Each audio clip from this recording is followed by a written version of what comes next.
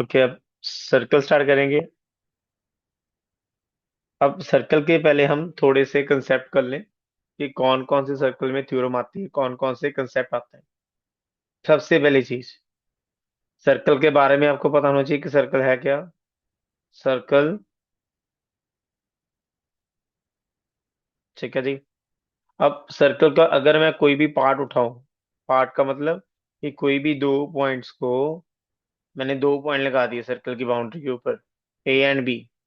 तो अब और ए एंड बी का जो आपस में डिस्टेंस है,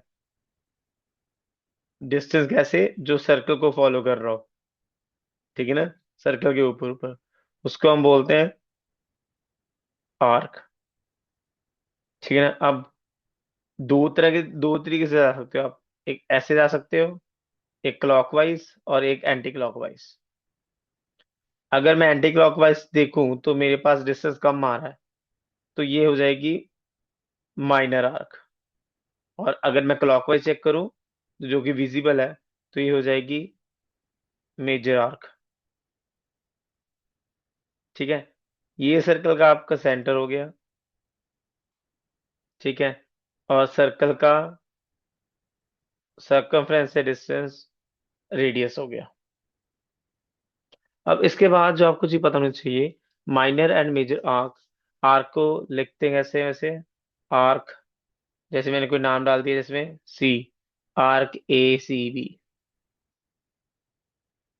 ठीक है। या तो आर्क ए बी, ऐसे ऊपर लाइन लगा देते हैं, आर्क का साइन बना देते हैं, तो पता चल जाता है कि आर्क है। अब आर्क के अगर एंड पॉइंट्स को ज्वाइन करोगे तो वो आपकी हो जाएगी कॉर्ड। ठीक है। कॉर्ड सर्कल को दो पार्ट्स में डिवाइड करता है, एरिया को, सर्कल के एरिया को दो पार्ट्स में डिवाइड करता है, उसको हम बोलते हैं सेगमेंट। तो क्लियर है कि जो एरिया सर्कल की कॉर्ड एंड मेजर आर्क के बीच में है, वो हो जाएगा मेजर सेगमेंट। और जो नीचे वाला है, माइनर आर्क के बीच में एंड कॉर्ड के बीच में, माइनर आर्क एंड कॉर्ड के बीच में, तो ये वाला हो जाएगा आपका माइनर सेगमेंट। ठीक है। ये आपका सेगमेंट हो गया। अब सर्कल में कॉर्ड की प्रॉपर्टी भी होती है। कॉर्ड की प्रॉपर्टी आपको बताना चाहिए कि अगर कॉर्ड सेंटर से पास कर रही है,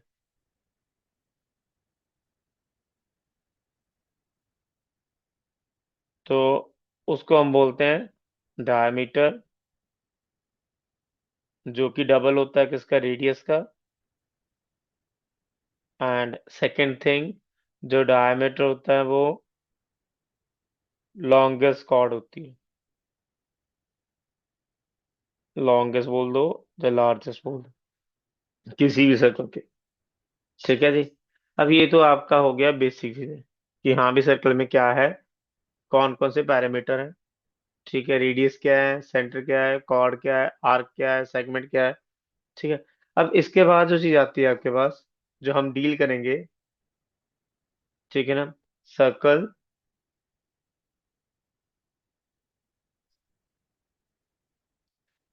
और सर्कल, आर्क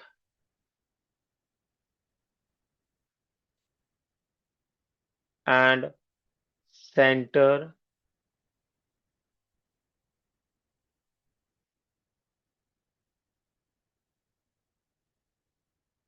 ठीक है। इसमें बीच में बन रहा है एंगल, इसका रिलेशन, कॉर्ड का रिलेशन। अब अगर आपके पास पहला रिजल्ट जो है, कि जो इक्वल कॉर्ड्स होती हैं, ठीक है, वो सेंटर पर इक्वल एंगल सबटेंड करती हैं।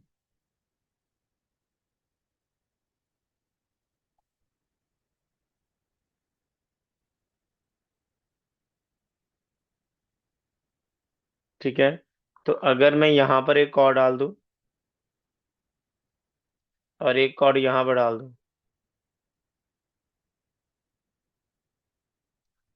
तो ये दोनों कॉर्ड सेंटर के ऊपर इक्वल एंगल सबटेंड करेंगे।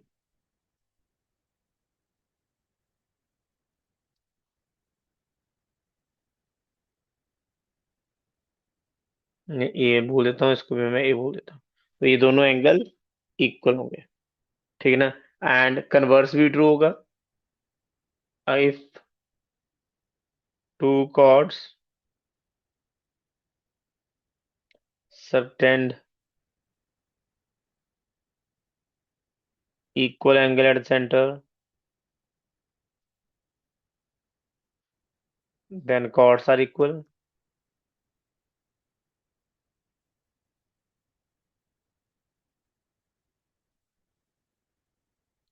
अब इसका नेक्स्ट है कि अगर आप कोई भी दो इक्वल आर्क ले रहे हो, ठीक है ना। तो जैसे ए बी आर्क होगी, और मैंने एक आर्क ले ली सी डी। तो अगर आपके पास आर्क ए बी इक्वल होगी आर्क सी डी के, तो इसका मतलब जो आपकी कॉर्ड ए बी होगी वो इक्वल होगी कॉर्ड सी डी के। तो अगर आर्क इक्वल है तो कॉर्ड्स भी इक्वल होंगी, ठीक है। तो इसी में एक और चीज आ जाती है कि अगर आर्क की अगर रेशो जैसे ले लें, arc A B upon arc C D equal होगी chord A B upon chord C D. ये बुक में नहीं है रिजल्ट, ठीक है। तो आपको वैसे पता होना चाहिए, अगर आर्क की रेशो इक्वल है तो कॉर्ड की रेशो भी इक्वल ही होगी, ठीक है, वो प्रोपोर्शन में होंगे। इसके बाद जो आपको चीज पता होनी चाहिए, परपेंडिकुलर डिस्टेंस। अब परपेंडिकुलर डिस्टेंस के ऊपर, जैसे मेरे पास कोई सर्कल है, सर्कल के ऊपर अगर मैं कोई भी कॉर्ड ड्रॉ करूं और सेंटर से मैं कॉर्ड के ऊपर कोई भी 90 डिग्री के एंगल बनाऊं, तो आपका जो ये 90 डिग्री एंगल है, तो परपेंडिकुलर वो कॉर्ड को दो इक्वल पार्ट्स में डिवाइड करेगा, ठीक है। तो फिर में क्या आ जाएगा, perpendicular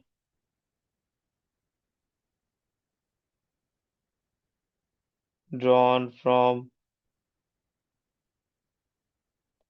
centre to the chord bisects it. उसका मतलब अगर ओपी ए बी के परपेंडिकुलर है तो पी जो होगा वो मिड पॉइंट होगा ए बी का, ठीक है। यहां से अब एक और रिजल्ट आ जाता है कि अगर आप ये जैसे ए बी आर्क है, तो अगर ए बी आर्क का मिड पॉइंट लोगे ना, तो ए बी अगर आर्क का मिड पॉइंट लोगे, जैसे मैं सी बोल देता हूँ कि ए बी आर्क का मिड पॉइंट है, तो ओसी जो होगा वो ए बी का परपेंडिकुलर बाइसेक्टर होगा।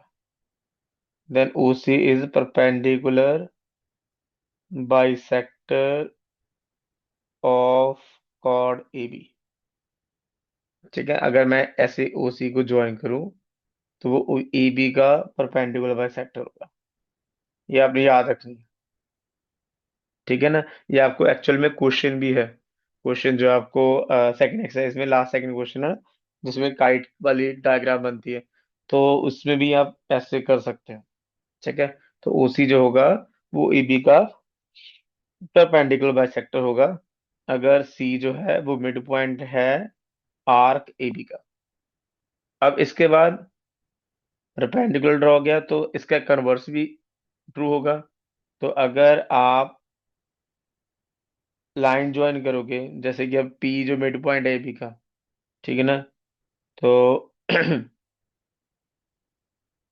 अगर पी एंड ओ जो ओ पी होगा, ओ पी अगर ए बी का परपेंडिकुलर है, नॉट परपेंडिकुलर में, अब अगर पी मिड पॉइंट है ए बी का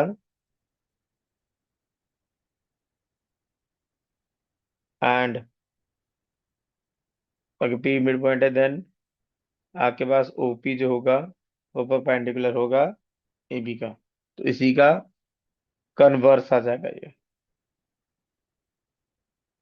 ऐसे ही अगर आपके पास दो इक्वल कॉर्ड्स हैं,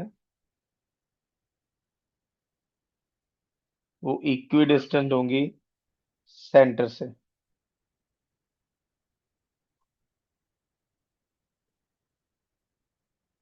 ठीक है ना? उसका कन्वर्स भी ट्रू होगा। तो इक्वी डिस्टेंस कॉर्ड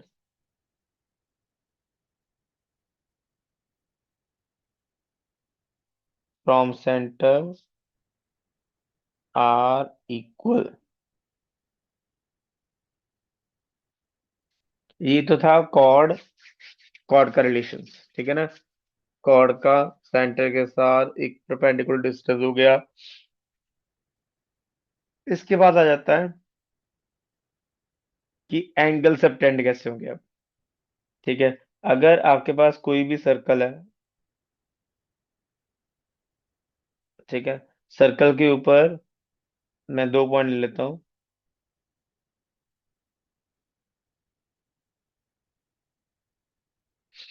तो अगर ए बी दो पॉइंट ले लिए, अब ए बी जो है वो सेंटर के ऊपर एंगल बना रहा है।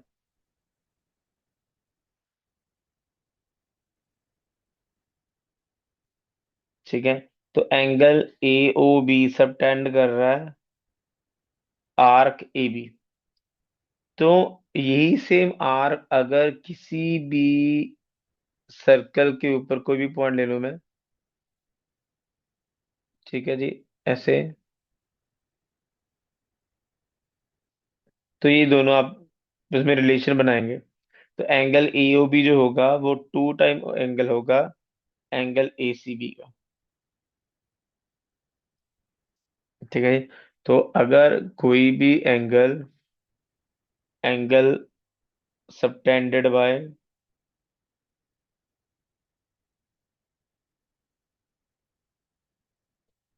An arc on a centre is double the angle subtended at circle. तो रिमेनिंग पार्ट ऑफ सर्कल भी यूज कर सकते हैं, रिमेनिंग पार्ट ऑफ सर्कल।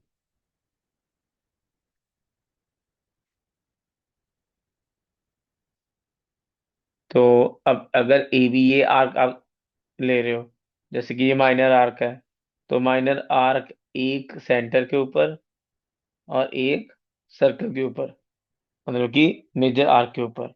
तो अगर एंगल सबटेंड कर रहा है तो उन दोनों में जो रिलेशन होता है वो क्या होता है कि सेंटर वाला एंगल सर्कल के ऊपर हाफ होता है। उसके बाद सेम चीज अगर मैं देखूं,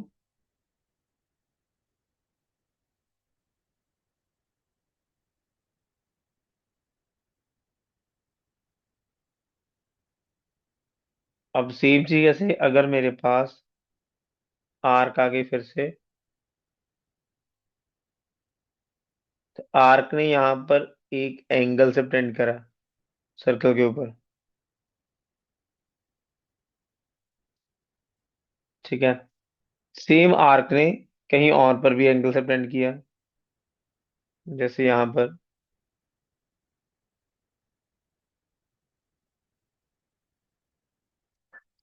एक और कर दिया,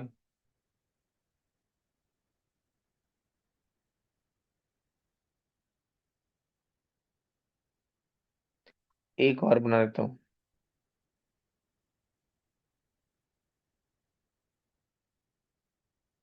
ऐसे। अब ए बी आर्क ने तीन एंगल सबटेंड किए, सी डी ई एक, और ये चौथा एफ। अब angle A C B, angle A D B and angle A E B और एक एंगल ए एफ बी। अब जो ये तीन एंगल मैंने लिखे हैं इसमें कोई रिलेशन है? बस एक चीज कॉमन है, कौन सी? Same segment. तो सर उनकी कॉर्ड सेम है जो बना रही है। कॉर्ड तो सलील बेटा इसकी भी सेम ही है। हम्म। ठीक है ना? इन तीनों सेम में क्या, सेगमेंट में आ रहे हैं एंगल्स। सेम सेगमेंट आ रहा है, और तीनों जो एंगल बना रही है वो कौन बना रही है? Minor arc. ठीक है ना? माइनर आर्क के द्वारा कहाँ पर बन रहा है? मेजर आर्क के ऊपर। ठीक है ना? तो ये आर्क माइनर बना रही है, और किस पे बना रही है? मेजर, मतलब कि ऑल्टरनेट सेगमेंट पे बना रही है। अब इसमें ये जो है, या तो कह लो कि मेजर आर्क बना रही है माइनर आर्क के ऊपर।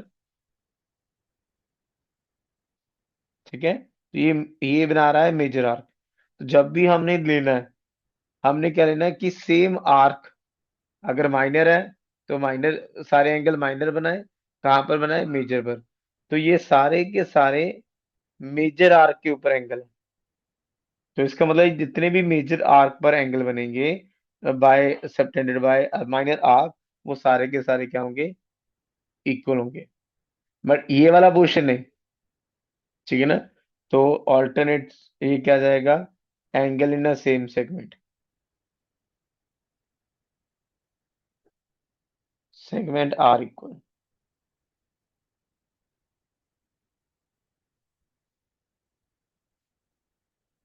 ठीक है जी?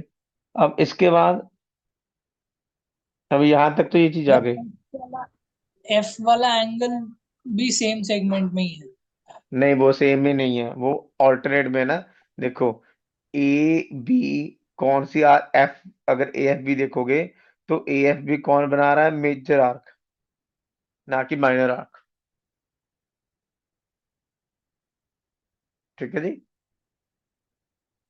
हाँ जी। अब सर एक बार ये दोबारा रिपीट कर दो, समझ नहीं आया। कौन सा वाला पोर्शन? ये ए एफ बी वाला ही नहीं समझ आया। देखो, ए एफ बी कौन बना रहा है एंगल? ए बी आर्क बना रही है। हाँ जी सर। अब ए बी आर्क कौन सी बना रही है? मेजर आर्क बना रही है कि माइनर आर्क बना रही है? और माइनर। देखो बेटा, एंगल माइनर के ऊपर बन रहा है, हाँ जी। तो बना कौन रहा है फिर? मेजर। मेजर। ठीक है ना? ये सारे के सारे किसके ऊपर है? मेजर आर्क पे। हाँ, तो मेजर आर्क वाले एंगल इक्वल होंगे, हाँ जी। आपस में इक्वल होंगे। और अगर यहाँ पर मैं चलो एक और एंगल बना देता हूँ। ठीक है ना? ये मैंने एक और एंगल बना दिया, यहां से लेके यहां तक। अब ये दोनों एंगल आपस में इक्वल होंगे, क्योंकि ये दोनों कहां पर बन रहे हैं? मेजर आर्क के ऊपर। ठीक है? Okay sir. तो मतलब अगर सेम आर्क पर जो एंगल बन रहे हैं वो इक्वल होंगे, तो इसलिए बोलते हैं angle in a same segment are equal. ठीक है? अब अगर एंगल्स की बात हो रही है, तो अभी तो हम आर्क की बात कर रहे थे। तो अगर मैं सर्कल का हाफ ले लूं, ये सर्कल है, तो मैंने दो पॉइंट लिए सर्कल के ऊपर, एक ये हो गया और एक ये हो गया। ठीक है? तो ये ए बी जो है वो सर्कल का हाफ है, तो इसको हम क्या बोलेंगे? आर्क ए बी को क्या बोलेंगे अगर ये पूरे सर्कल का हाफ है? Semi circle. लेकिन अब अगर मैंने सेमी सर्कल के एंड पॉइंट्स को ज्वाइन किया, ठीक है ना, तो अगर मैंने ज्वाइन किया, तो ये मेरे पास क्या हो जाएगा? डायमीटर। तो अब ये यहां पर एंगल बन रहा है 180। अब अगर मैं यहां से, या तो यहां पर कोई भी एंगल बनाऊंगा, ठीक है, तो ये हो गया पॉइंट सी। तो ए बी आर्क यहां पर बना रही है सर्कल के ऊपर एंगल। तो अभी हमने किया, सेंटर वाला एंगल डबल होता है सर्कल वाले एंगल से। तो अगर ये 180 है, तो two angle A C B, angle A C B क्या हो जाएगा आपका? 90 डिग्री। तो यहां से क्या आ जाएगा? Angle in a semi circle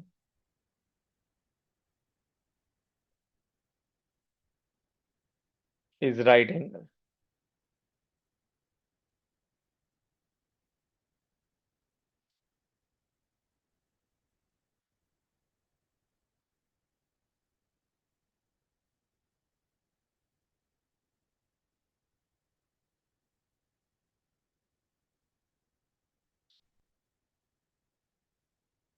ठीक है जी। तो एंगल इन सेमी सर्कल आपका राइट एंगल हो जाएगा। तो ये आपका राइट एंगल। तो अगर आपके पास सर्कल के ऊपर एंगल 90 डिग्री बन रहा है तो इसका मतलब वो जो आर्क है वो सेमी सर्कल है। ठीक है। तो ए बी जो होगा वो डायमीटर हो जाएगा फिर। ठीक है जी। इसी याद रखना, if angle is a 90 degree on a circle then A B is the diameter. ठीक है जी। इसके बाद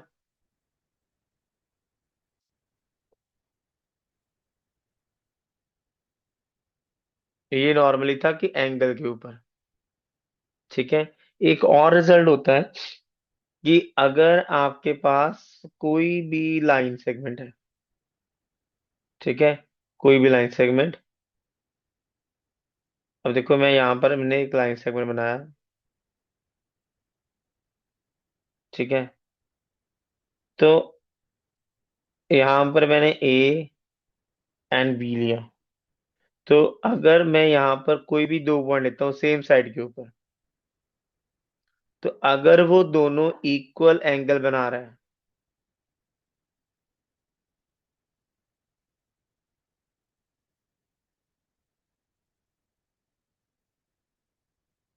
अगर ये दोनों एंगल मेरे पास इक्वल आ गए सी एंड डी।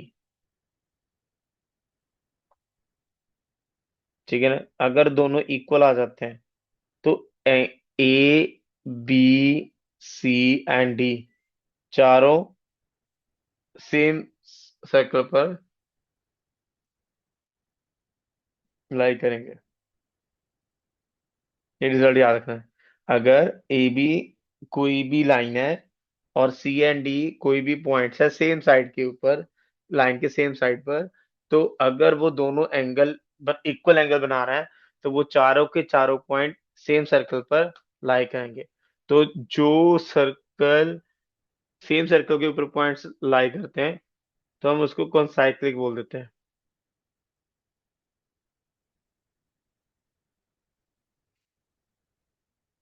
ठीक है जी। तो ये चीज आपको याद होनी चाहिए।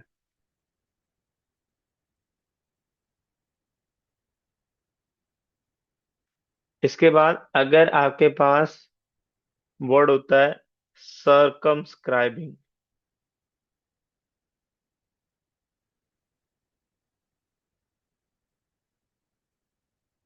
सर्कमस्क्राइब का मतलब किसी भी चीज को कवर करना। कवर का देखो कैसे करना है। अगर लिखा है सर्कल सर्कमस्क्राइबिंग अ क्वाड्रिलेटरल, सर्कल सर्कमस्क्राइबिंग अ क्वाड्रिलेटरल मतलब कि क्वाड्रिलेटरल जो है उसके जो सारे कॉर्नर पॉइंट्स हैं वो सर्कल के ऊपर लाई कर रहे हैं।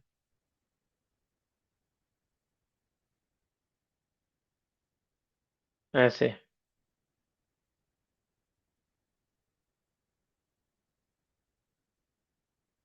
ठीक है, कुछ ऐसा हो जाएगा।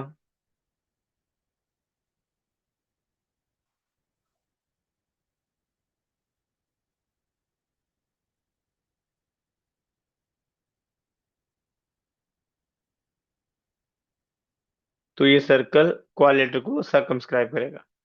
तो जो क्वाड्रिलेटरल के वर्टिसेस से ऊपर आप सर्कल ड्रॉ कर सकते हो उस क्वाड्रिलेटरल को हम बोलते हैं साइक्लिक क्वाड्रिलेटरल। ठीक है ना। तो ए तो बी सर सी। वर्ड सर्कमस्क्राइबर क्यों यूज करते हैं? बेटा सर्कमस्क्राइब इसलिए यूज करते हैं कि आपको बताने के लिए। जैसे मैंने सर्कमस्क्राइब करा तो आपको पता होना चाहिए। कंपलसरी नहीं होता है, जैसे कई बार क्या होता है क्वाड्रिलेटरल भी सर्कमस्क्राइब करती है सर्कल को। अगर क्वाड्रिलेटरल कर रही है तो इसका मतलब वो सर्कल जो है वो क्वाड्रिलेटरल की साइड्स को टच कर रहा है, तो अब इसको इन सर्कल भी बोल देते हैं। Okay sir.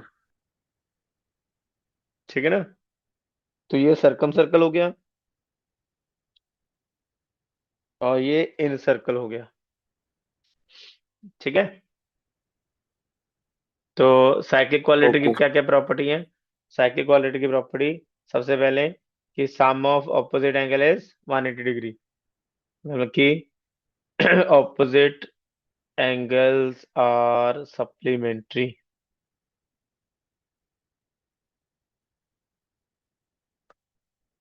तो angle A equal plus angle C equals to 180 degree. Same angle B plus angle D equals to 180 degree. तो ये चीज आपको पता होनी चाहिए। क्लियर है? कोई चीज ना समझ आई हो बता दो एक बारी, कोई डाउट वगैरह है तो।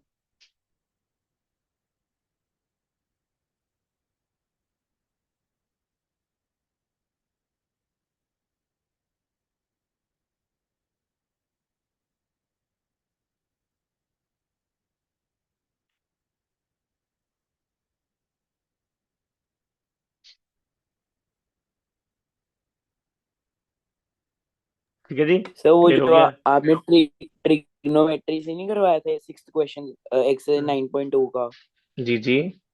तो वो मैम कहते कि उससे मत करना, आपको नंबर नहीं मिलेंगे। ठीक है जी। तो कोई बात नहीं, कोई और केस करवा देंगे आपको। ठीक ठीक है है। जी। तो ये हो गया आपका। ठीक है। अच्छा, एक चीज रह गई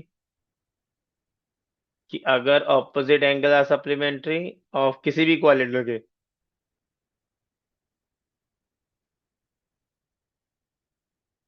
किसी भी क्वाड्रिलेटरल के ऑपोजिट एंगल सप्लीमेंट्री हैं, तो इस इट मींस, तो वो क्वाड्रिलेटरल क्या होगी? वो साइक्लिक होगी। जी याद रखना। मतलब साइक्लिक प्रूफ करने के लिए हमें सिर्फ क्या प्रूफ करना पड़ेगा? Sum of the opposite angles are is 180। ठीक है। तो अगर ये प्रूफ कर दिया तो वो क्वाड्रिलेटरल आपकी साइक्लिक हो जाएगी। इतना क्लियर है? किसी को डाउट है? मिस सब्रवाल, आपको डाउट है बेटा कोई? No sir. ठीक है जी। तो एक और एक्स्ट्रा में करवा देता हूँ रिजल्ट।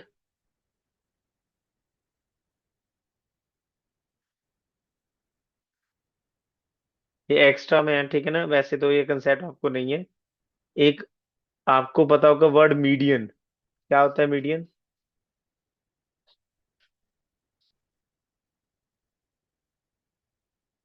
क्या था मीडियन, जल्दी बोलो। जो उसका शायद कुछ मिड मिड पॉइंट के रिलेटेड होता है। हाँ, ट्राइंगल में किया था। ट्राइंगल के किसी भी वर्टेक्स से अगर आप ऑपोजिट साइड के ऊपर लाइन ड्रॉ करो, और वो लाइन जो है वो ऑपोजिट साइड को बाइसेक्ट करे, दो इक्वल पार्ट्स में डिवाइड करे, तो उस लाइन को हम बोलते हैं मीडियन। तो किसी भी ट्राइंगल में तीन मीडियन होते हैं, क्योंकि तीन वर्टेक्स है, तो तीन वर्टेक्स से आप लाइन ड्रॉ कर सकते हो। तो तीन वर्टेक्स और तीन मीडियन होते हैं। तो जिस पॉइंट पर तीनों मीडियन मीट करते हैं उसको हम बोलते हैं सेंट्रोइड। ठीक है जी। ये चीज समझ आई कि नहीं आई? Centroid word. तो सेंट्रोइड क्या है? The intersecting point of three median.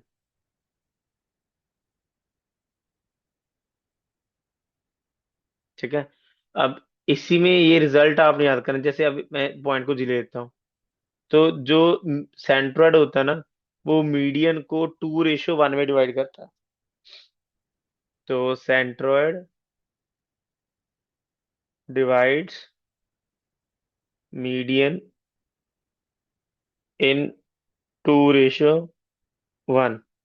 ठीक है, तो अगर ये मेरे पास ट्राइंगल है ए बी सी, एंड ये आपके पास मीडियन ड्रॉ कर दिया और ये सेंट्रोइड है, तो इसका मतलब ये पोर्शन आपका होगा 2, और ये पोर्शन, इसमें कितने पार्ट्स आएंगे? एक पार्ट, तो 2:1। ठीक है, तो ये चीज आपको याद होनी चाहिए। और अगर आपके पास कोई भी इक्विलेटरल ट्राइंगल है, उसका सेंट्रोइड और उसका सरकम सेंटर सेम होगा। ठीक है, in case of equilateral triangle,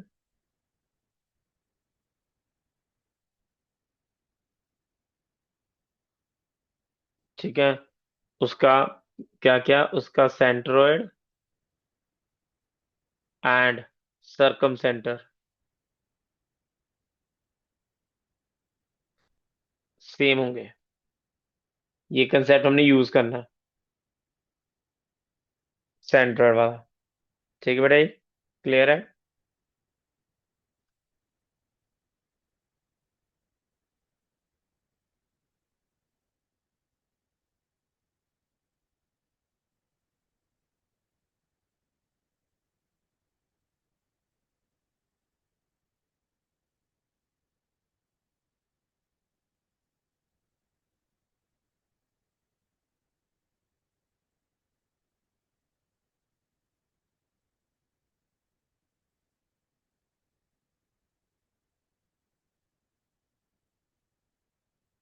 इसके साथ आपके जितने भी सर्कल के कंसेप्ट है ना, इस चैप्टर में यूज होंगे, वो मैंने सारे करवा दिए। ठीक है, ये सारे के सारे आपको कंसेप्ट याद होने चाहिए। चाहे तो मैं इसका आपको पीडीएफ शेयर कर दूंगा। ठीक है जी, बट आपको ये सारे के सारे कंसेप्ट याद होने चाहिए। तो कल हम इसके क्वेश्चन करेंगे स्टार्ट। ठीक है बेटा जी, समझ आ गई? कोई डाउट है तो पूछ लो। नहीं सर। मिस सबरवाल? सर कोई डाउट नहीं है। ठीक है, बाकी कल क्वेश्चन स्टार्ट करेंगे, एमसीक्यू साथ साथ करने हैं हमने। ठीक है, एनसीईआरटी क्वेश्चन भी करेंगे और उसके साथ एमसीक्यूज भी करेंगे। ठीक है बेटा, तो अटेंटिव रहना, और क्वेश्चन की प्रैक्टिस साथ साथ आपने खुद करनी है। ठीक है, मेरी तरफ से कोई होमवर्क नहीं आएगा, होमवर्क आपने खुद लेना और खुद ही करना है। मैं क्लास में, क्योंकि आप दिन में भी पढ़ते होगे, ठीक है ना, तो वो होमवर्क भी आपने साथ साथ करना है। तो मैंने आपको सिर्फ यहाँ पर प्रैक्टिस करवानी है। समझ आया कि नहीं आई?